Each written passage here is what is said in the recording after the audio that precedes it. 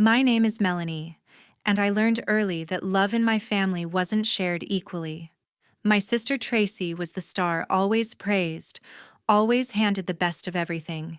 Me, I was the afterthought remembered only for chores or to make Tracy look better.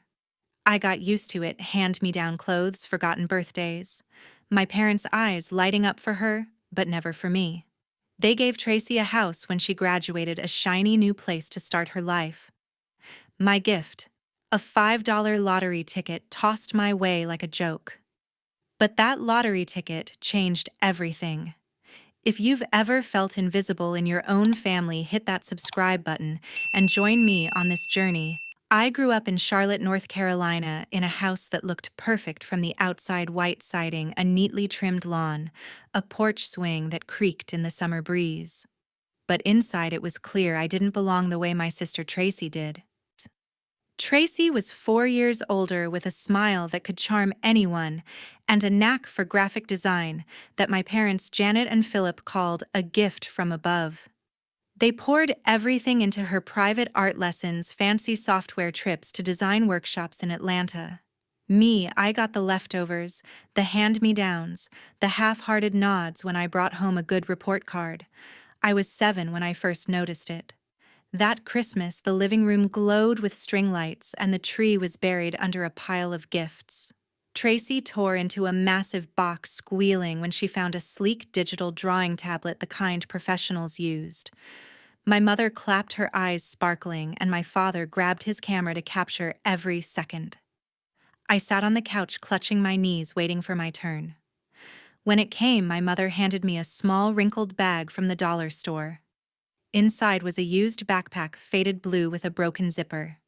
"It's practical," she said, barely looking at me. "Tracy needs tools for her future."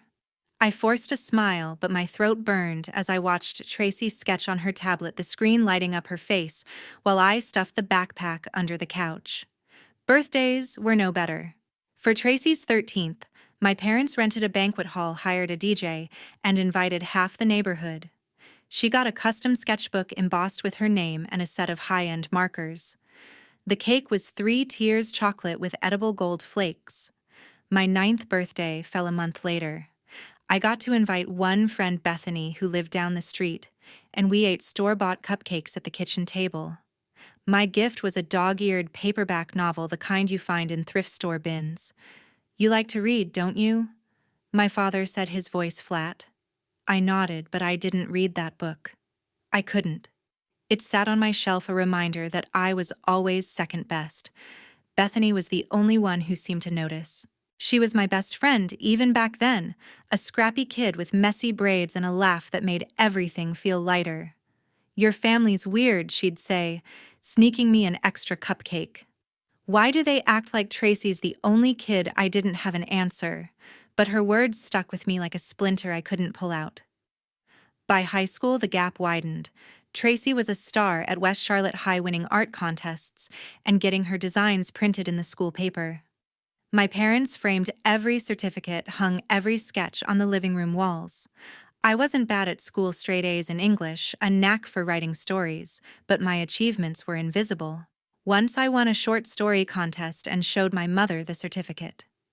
She glanced at it, then said, "That's nice, Melanie, but Tracy's portfolio is what colleges care about." I folded the certificate and never showed them anything again. The summer before my senior year, Tracy graduated high school. My parents threw a backyard party complete with string lights, a catered buffet, and a banner that read, "Tracy's Bright Future." They gave her a brand new laptop, top of the line, for her design program at UNC Charlotte. I helped set up the tables, carried trays of food, smiled when relatives asked how I was doing. No one asked about my plans, and I didn't expect them to. That night, I sat on the porch steps watching fireflies blink in the yard and promised myself I'd get out someday. My own graduation came a year later. I'd worked hard, earned a partial scholarship to a local college, but my parents didn't throw a party. No banner, no lights, no gifts. We ate takeout pizza in the dining room, just the 4 of us. Tracy was there, home from college, talking about her latest design project. My mother listened, nodding, while my father scrolled on his phone. I didn't expect much, but I hoped for something, a card, a pat on the back. Instead, my mother slid a plain envelope across the table. A little something, she said, her smile thin. Inside was a $5 lottery ticket, the kind you buy at gas stations. Maybe you'll get lucky, she said like it was a joke. I looked at her, then at my father, who didn't even glance up. Tracy smirked, her eyes flicking to the ticket. I tucked it into my pocket, my chest tight, and nodded. They didn't notice the way my hands shook. That ticket wasn't just a cheap gesture, it was proof I'd never be enough. Tracy got a laptop, a future, a spotlight. I got a scratch-off, a shrug, a reminder to stay in my place. But I didn't cry, not then. I'd learned long ago that tears didn't change anything. Instead, I held onto that ticket not because I thought it'd win, but because it was mine, one of the few things they'd ever given me. Looking back, I used to think, if I tried harder, got better grades, stayed quieter, caused less trouble, they'd see me. I'd stay up late helping with dishes, folding laundry, anything to earn a glance. But it never worked. My mother would say, Tracy's got a big showcase this weekend, so we're all pitching in for her. My father would nod, adding, You're sensible, Melanie. You don't need the fuss. Sensible. That's what they called me, like it was a compliment, but it just meant invisible. Bethany was the only one who got it. We'd sit on her front porch sharing a soda, and she'd rant about how unfair it was. They treat you like a guest in your own house, she'd say, her eyes flashing. One day, you're gonna show them. I'd laugh it off, but her words planted a seed. I didn't know how, but I wanted to prove I was more than the kid they forgot. By the time I finished high school, I was done hoping. I'd spent 18 years chasing a love that wasn't there. The lottery ticket in my pocket felt heavier than it should, not because of what it was, but because of what it meant. I didn't know then that it'd change my life, not just my bank account, but the way I saw myself. All I knew was that I couldn't stay in that house under that roof, where every corner reminded me I'd never measure up. So I packed what little I owned, some faded clothes, a cracked phone, a notebook filled with half-written stories. I stuffed them into a duffel bag, left a note on the kitchen counter. I'm moving out, don't worry, and walked away from that life in Charlotte without looking back. I found a studio apartment downtown, a cramped box with peeling paint and a window that rattled when trucks passed by. The rent ate half my paycheck, but it was mine. No one told me to be sensible. No one compared me to Tracy. No one expected me to fade into the background. I got a job waiting tables at a diner off Tryon Street, slinging burgers and coffee for tips that barely covered groceries. College was part-time, a few classes at the community college when I could afford it. My parents didn't offer to help with tuition. Tracy's design degree was their priority, and they'd already bought her a house in the suburbs, a cute bungalow with a picket fence. I didn't ask for their money. I'd learned long ago that asking got me nowhere. Life was hard, but it was honest. I'd come home after a double shift, feet aching, hands smelling of grease, and collapse onto a thrift store mattress.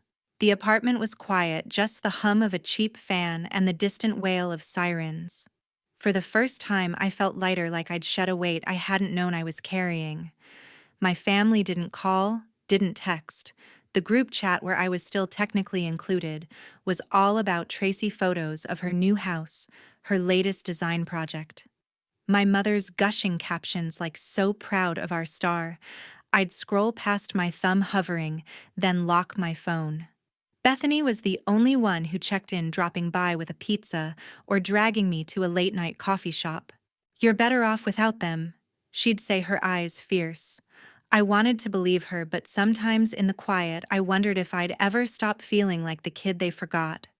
That lottery ticket, the one my mother had tossed me like a pity prize, stayed in a drawer by my bed, buried under loose change and a stack of unpaid bills. I didn't scratch it, didn't even look at it.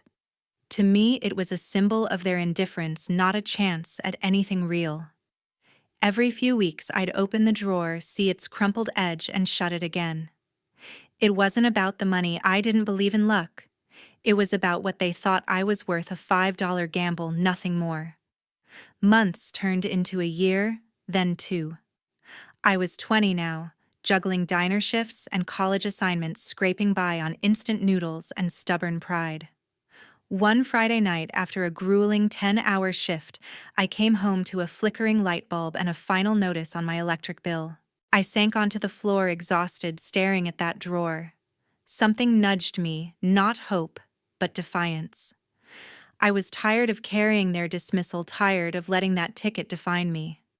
I grabbed at my hand steady and sat at the wobbly kitchen table. My phone was open to the North Carolina lottery website, the numbers glowing on the screen. I scratched the silver coating, not expecting anything, just wanting to be done with it. The first number was 12, then 25, 38, 47, 53, 64. My breath caught, but I shook my head, certain I'd misread. I checked again, whispering each number, my heart thumping so loud I could barely think. They matched. Every single one. The website flashed a message.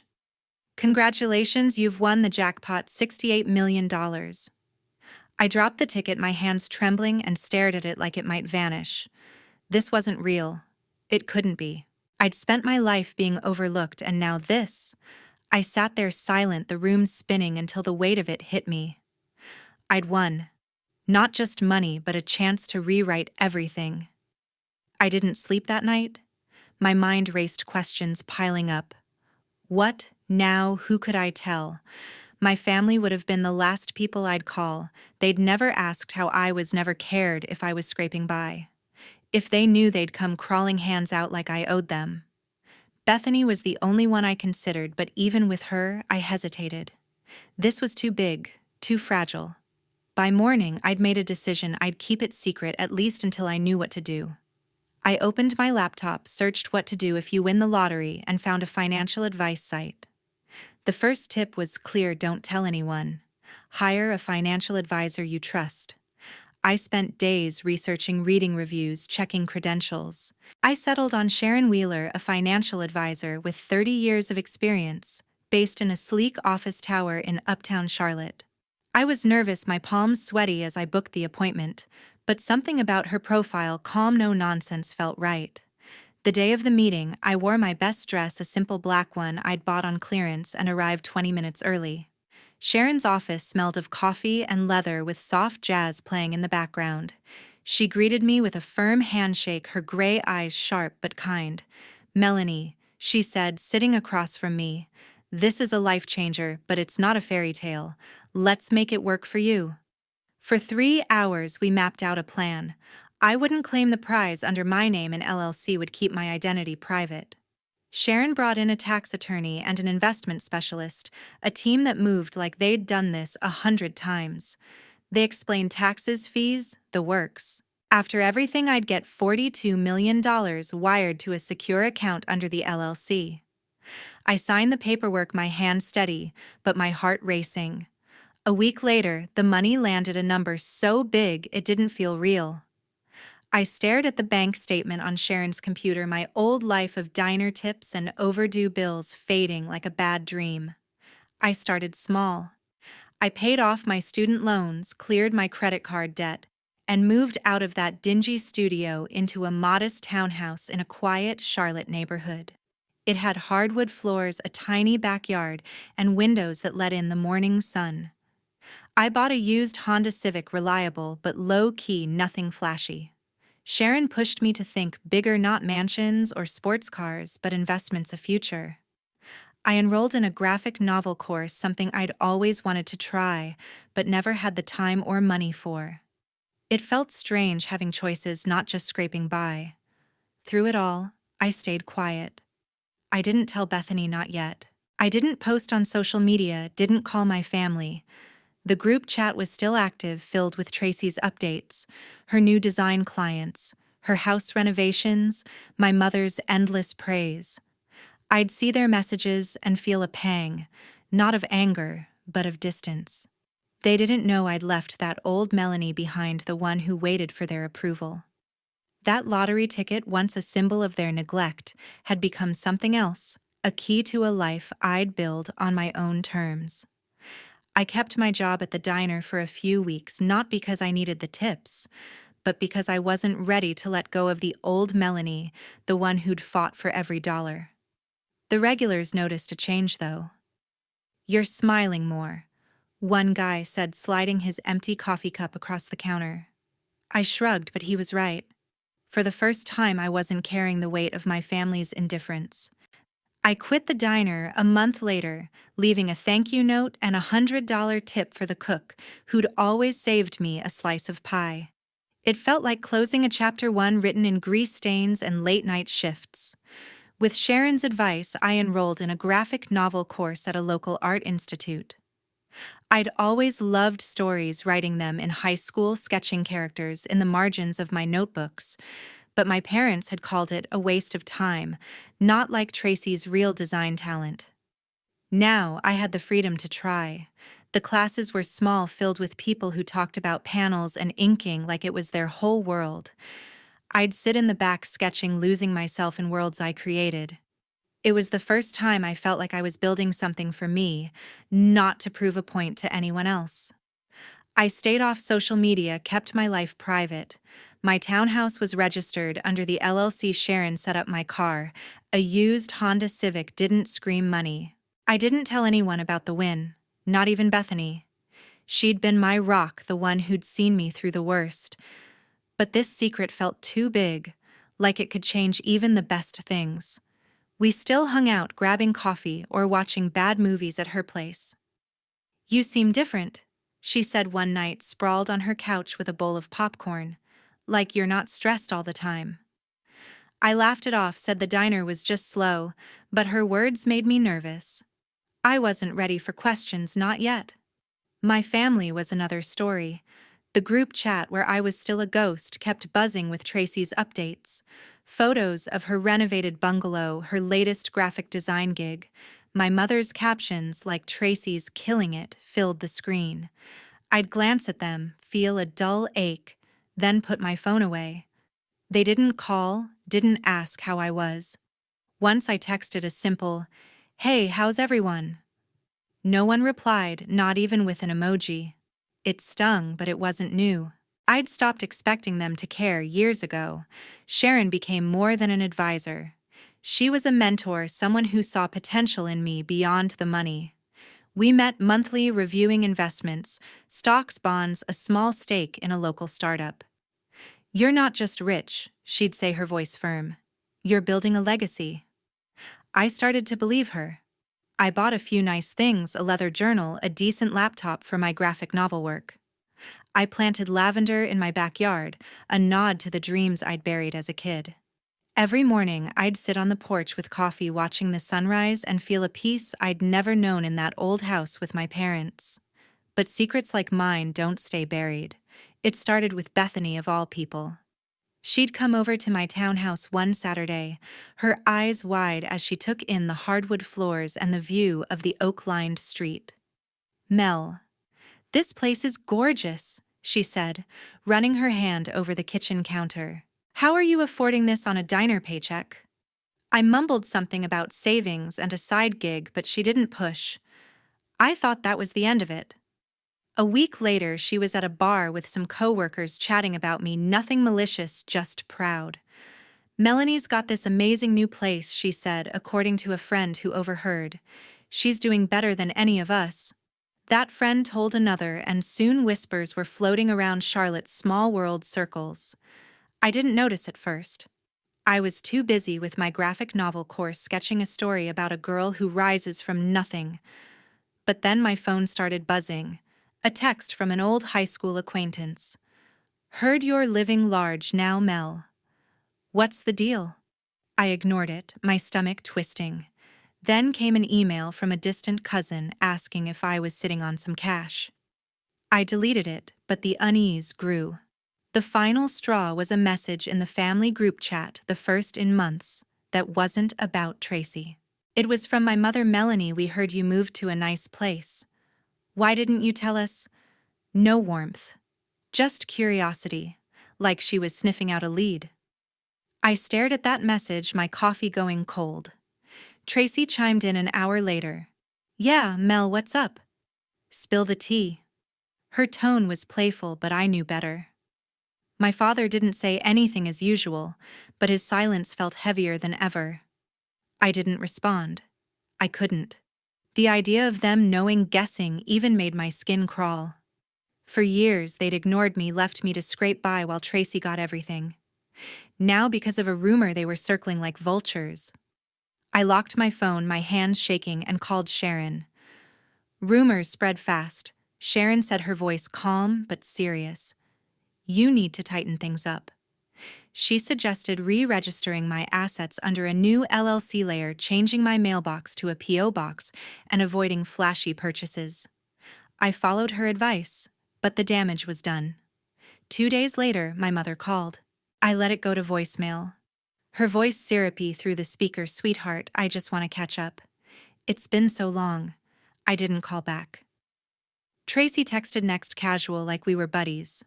Hey, saw you're doing well. Wanna grab lunch? I left it on red. Bethany came over that weekend, apologetic. I didn't mean to start anything, she said, her face flushed. I was just bragging about you. I hugged her, told her it wasn't her fault, but inside I was reeling. The life I'd built, quiet, mine was slipping. My family's sudden interest wasn't about love, it was about what they thought they could get. I'd seen it before in the way they'd fawned over Tracy's every win, expecting her to reflect their glory. Now they saw me as a ticket, not a daughter or a sister. That night, I sat in my townhouse, the lavender scent from the backyard drifting through the open window. I opened my laptop, stared at the graphic novel I'd been working on. The main character, a girl with no name, was starting to take shape, strong, unbroken, free. I wanted to be her, but my family's messages kept buzzing in my mind like flies I couldn't swat away. I didn't know what they'd do next, but I knew one thing: I wasn't the Melanie they'd ignored anymore. Whatever they wanted, they'd have to face the woman I'd become. A week later, my mother called again, her voice bright through the voicemail. We're having dinner this Sunday, Melanie. Just the family. We'd love to see you. I stared at the phone, my thumb hovering over delete. Part of me wanted to stay away to keep the peace I'd built in my quiet Charlotte townhouse. But another part, the part that remembered every forgotten birthday, every cheap gift, wanted answers. Why now? What did they really want? I texted back, short and simple. I'll be there. I wasn't sure why I agreed, but I needed to face them to see if they'd changed or if I'd just been fooling myself all along. Sunday evening, I drove to the old house in Charlotte, the one with the white siding and the creaky porch swing. It looked the same neatly trimmed lawn, same faded curtains in the windows, but it felt smaller, like a memory I'd outgrown. I wore a plain sweater and jeans, nothing flashy, my used Honda Civic parked out front. My mother opened the door, her smile wide but brittle, and pulled me into a hug that lasted a second too long. You look good, she said, her eyes scanning me like she was searching for clues. My father gave a curt nod, his face half hidden behind a newspaper. Tracy was already at the table, her hair pulled back, her smile practiced. Hey, Mel, she said, like we'd just seen each other yesterday. Dinner was a performance. My mother served roasted chicken and mashed potatoes, the kind of meal she'd make for special occasions, but the air was thick with unspoken expectations. Tracy dominated the conversation, talking about her graphic design gigs, her plans to take things to the next level. My mother nodded along, her eyes gleaming with pride, while my father grunted in agreement. I sat quietly, picking at my food, counting the minutes until the act was over. They didn't ask about my life, not my job, my classes. Nothing. It was like I was a guest, not a daughter, just there to fill a seat. As dessert hit the table, a store-bought pie cut unevenly, my mother cleared her throat, her fork tapping the plate. Melanie, she began, her voice syrupy, we've been talking as a family. I set my glass down, my pulse quickening. Here it was, the reason they'd dragged me back. Tracy's got a big opportunity. She went on, glancing at my sister. She's planning to open her own graphic design studio, a real business. It's a dream come true, but it's expensive, $500,000 to get it off the ground. I stayed silent, my eyes flicking to Tracy. She leaned forward, her smile tight. "It's a sure thing, Mel," she said. "I've got clients lined up, but the startup costs are killer. We thought since you're doing so well." She trailed off, but the implication hung heavy. My father finally looked up, his gaze steady, like he'd already decided I'd say yes. My mother chimed in, her tone coaxing. "You've got that nice place now, Melanie. We figured you could help out just a little. Family helps family, right?" I leaned back in my chair, my hands steady, but my chest tight. For a moment I was 7 again, clutching a faded backpack while Tracy got her drawing tablet. I was 9, eating cupcakes alone while Tracy's party roared. I was 18, holding a $5 lottery ticket while they gave Tracy a house. The memories flooded back sharp and raw, but this time, I wasn't that girl anymore. I looked at them, my mother's expectant smile, Tracy's calculated charm, my father's silent pressure, and felt something shift. Not anger, but clarity. Family. I said, my voice calm but firm, repeating the word like it was a question. Where was family when I was working double shifts to pay for college? When I lived off instant noodles because no one offered to help? My mother's smile faltered, but I kept going. Where were you when I got that lottery ticket, the one you thought was a joke? You gave Tracy a house, a future, everything. Me. You gave me a shrug and told me to be sensible. The room went quiet, the kind of silence that presses against your skin. Tracy shifted in her seat, her eyes narrowing. "That's not fair," she said, her voice sharp. "We all had our struggles. You don't get to rewrite history because you're doing okay now." My father nodded, his jaw tight, but my mother reached out, her hand hovering over mine. "Melanie, we did our best," she said, her voice cracking. "We're asking for help now because we're family. Don't turn your back on us."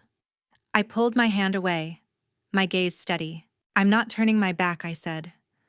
"I'm just done pretending we're something we're not. You didn't see me then, and you don't see me now. You see money." I turned to Tracy, my voice even. "You want your studio, work for it like I did. No one's stopping you." I stood, grabbing my purse, my heart pounding, but my steps sure. "I used to want your approval," I said, looking at them one last time. "I used to think if I tried hard enough you'd love me, but I don't need that anymore." My mother gasped, her hand at her throat, but Tracy just stared, her face a mix of shock and anger. My father looked away, his newspaper forgotten. I walked to the door, the creak of the floorboards loud in the silence. Before I left, I turned back, my voice softer but clear. "I'm helping someone who actually saw me," I said. "Bethany's opening a print shop, and I'm backing her. That's what family does, shows up when it matters." I stepped outside, the cool night air hitting my face.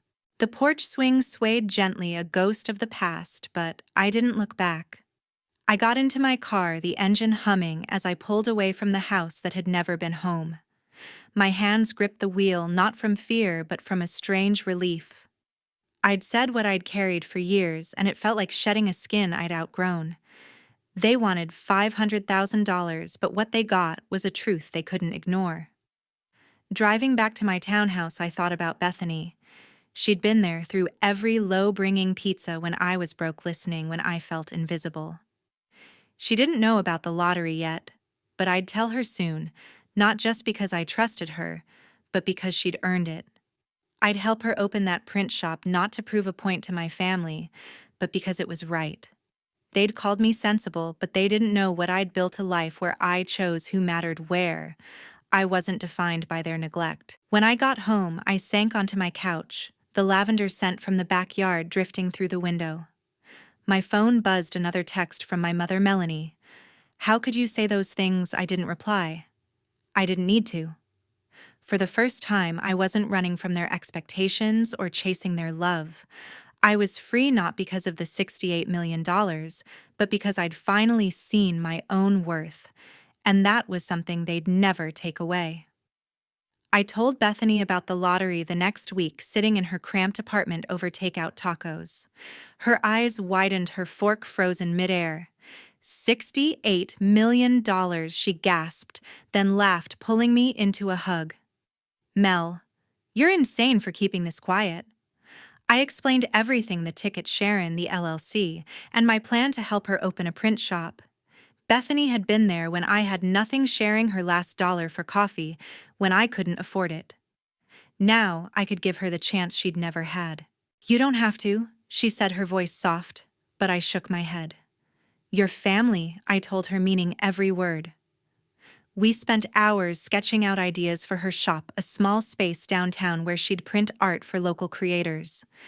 By spring, I'd quietly funded it $200,000, no strings attached. Watching her sign the lease, her hands shaking with excitement, felt better than any win I'd ever imagined. My own life took shape too. My graphic novel course turned into a passion I hadn't expected. I poured myself into a story about a girl who builds a world from ashes, her strength drawn from scars no one else sees. My instructor saw potential, connected me with a small press in Raleigh. 6 months later, my first graphic novel hit local bookstores. Its cover, a girl standing under a burning sky staring back at me from shop windows. I didn't tell my family. Their approval, once the only thing I'd craved, didn't matter anymore. I was writing for myself, for the readers who'd find something in my pages, not for a house that never saw me. Sharon helped me keep my wealth grounded. We met regularly, not just for investments, real estate, a few tech startups, but for talks about balance, about not letting money define me. You're not the lottery, Melanie, she'd say, her gray eyes steady. You're the choices you make. I took her advice, kept my life simple. My townhouse, my Honda Civic, a few trips to quiet places like Asheville's mountains or Wilmington's beaches. I started painting 2 small canvases of landscapes I'd seen in my travels, hung on my walls next to the lavender I'd planted. Every piece was a reminder I was building a life, not escaping one. My family didn't disappear, though I wished they would. My mother's texts kept coming, softer now, laced with guilt. We miss you, Melanie. Let's talk. Tracy sent an occasional message, less demanding, more careful. Saw your book in a store. Didn't know you did that. I didn't respond, but I didn't block them either. I wanted to see how far they'd go, how long it'd take for them to realize I wasn't coming back to their script. My father sent one email, short and stiff. Your mother's upset. Call her. I archived it untouched. But then, a month after the dinner, a letter arrived, handwritten in my mother's careful script. We made mistakes, it read. I see that now. You're still our daughter.